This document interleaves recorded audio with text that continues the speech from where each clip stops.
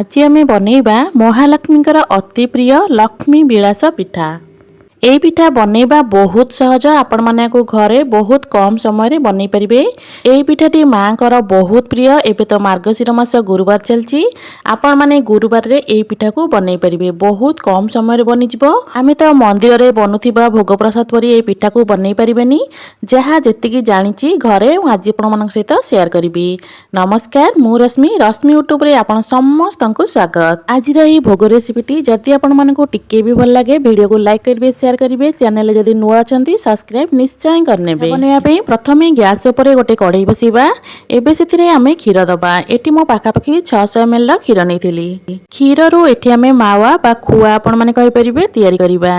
खुआ तयारी करिया पे प्रथमे गैस रा फ्लेम को हाई रखिकिना हाई फ्लेम रे एमिति आमे खीर को फुटेइबा। खीर को 3-4 मिनिट फुटेइ सरबा परे खीर रे हमर सर पड़िबो। साइड रे जहा भी सर हमर लागुथिबो ताकू एमिति स्पाचुला सहायता रे मझी को नै आसीबा। पाखा 10 मिनिट खीर फुटिला परे देखि परथिबे खीर एठी हमर बहलिया हबा को लागिलानी। खीर को प्रथम रु आमे जेतबेले फुटौथिले गैस रा फ्लेम हमर लो थिला एई पर्यंत। एबे हमर खीर बहलिया हे गेलानी। एबे चलंतु गैस रा फ्लेम को लो कर दबा। लो फ्लेम रे आकु एबे एमिति ही चलेइबा। बिल्कुल भी छाड़ीबेनी, तळे लागि जिवो। तो एमिति ही आकु चलौथिबे। गैस रा फ्लेम को बिल्कुल लो करनबा। किछि समय परे एटा हमर पूरा सुखा सुखा हे जिवो। एठी आपण माने देखि परथिबे एठी हमर 5 रु 7 मिनिट एमिति चलेला परे एटा पूरा एठी सुखा सुखा हे आसलानी।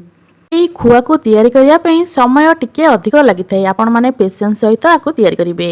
मु एठी 600 ml रो खीर रु खुआ बाहर करथिली। ता पई मते एठी पाखा पाखी 20 मिनिट समय लागिथिला। आउ 1 रु 2 मिनिट आकु हम टिके एपट सेपट करनबा। एठी आपण माने देखि परथिबे हमर खुआ बा मावा एठी पूरा रेडी हे गलानी। एटा पूरा सुखा सुखा एठी हे गलानी। तो एबे चलंतु आकु साइड रे रखिबा। एबे जिबा नेक्स्ट प्रोसेस को। आज रही पिठा बनिबो अटारे। एठी गोटे बड़ बाउल ने जाईची। गोटे बड़ बाउल रे मेजरमेंट करके गोटे छोट बाउल अटा दे देईची। आपण माने आपनका क्वांटिटी देखि अटा को कम अधिक करी नेबे। मु एठी पाखा पाखी 150 ग्राम रो अटा नेथिली। जो बाउल रे मु अटा देथिली ताको ग्राम से जदी कहबा पाखा पाखी 150 ग्राम हबो। सेम मेजरमेंट बाउल रे एबे दे दबा गोटे बाउल नड़िया कोरा। नड़िया कोरा को आपण माने कम अधिक करी नै परिबे। जदि आपण माने को नड़िया पसंद नुहे ताले अहम नै परिबे। जदि आपण माने को नड़िया पसंद ताले आपण माने गोटे बाउल रु अधिक नड़िया मध्य नै परिबे। नड़िया कोरा देई सल्ला परे मिठा पई एबे आमे दबा गुड़। आपण माने एई पिठा को गुड़ रे ही बनेइबे, बिल्कुल चीनी रे बनेइबेनी।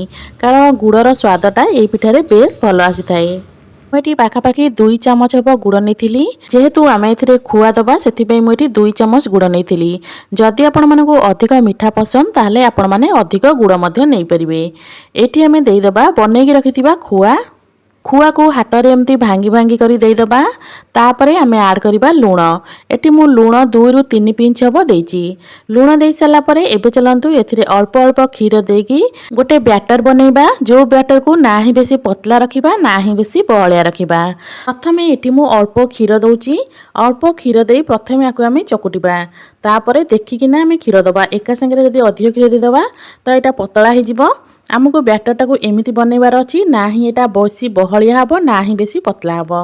तो ये देखि चाहि कि ना खीर आमे अल्प अल्प करी दबा। तो ये मु गोटे बाउल खीर पूरा सब जाक दे देइची। गोटे बाउल खीर दे सला परे एबे चलंतु आकु आमे भलो भाबरे चकुटी नबा। गोटे बाउल खीर दे सला परे एटा तथापि बहुत बहलिया अछि। एबे एटी मु आउ अल्प खीर ऐड करूची। आकु एमती चकुटिला बेले देखिबे गुड़ जो आमे देइचे ना सेतरे छोट छोट गेटा एमती थिबो। से गेटा को हाथ रे एमती आमे भांगी भांगी दबा। गेटा को जदी आपण माने न भांगीबे तो से गेटा जगाटा हमर बेसी टिके पिठा छानला बेलको जळिला टाइप रो हेजिबो। तो एबे चलंतु आकु आमे भलो भाबरे चकुटी नबा।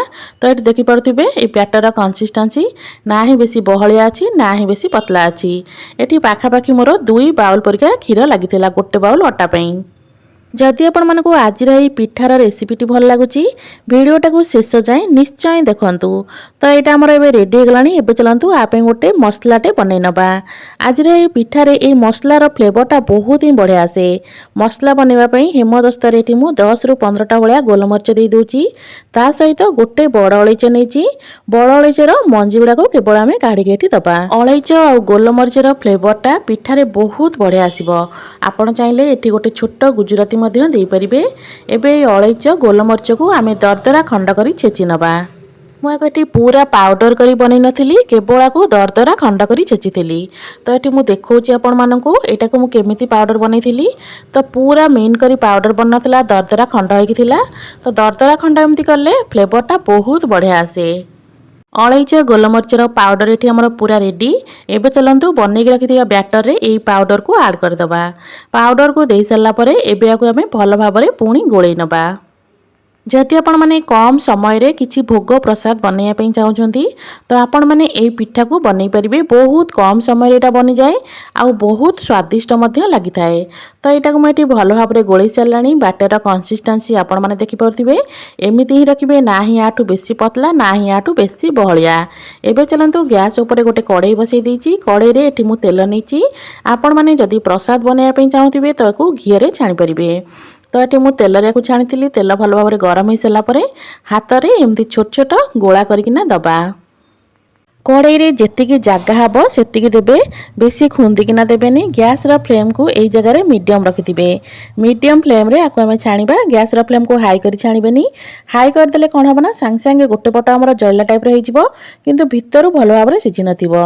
मीडियम फ्लेम रे 2 रु 3 मिनिट को एबेंती छाड़ देला परे देखिबे आस्ते आस्ते ऊपर हमर गोटे गोल्डन कलर आसी जिवो। बस एमती गोल्डन कलर आसी गला परे आको आमे आर पट को लोटै दबा। जेहेतु एटा को आमे मीडियम फ्लेम रे रखी छाणीबा तो छाणीबा पई पाखापाखि 4 रु 5 मिनिट पर्यंत समय लागिबो। किंतु एटा बहुत बढ़िया भाव रे भितरु मध्ये सिझि जाय थाए। एमिति 4 रु 5 मिनिट छाणला परे पिठा हमर एठी रेडी हो गलानी। तो ए पिठा को एबे मु छाणीकी गोटे प्लेट को काढी नौची।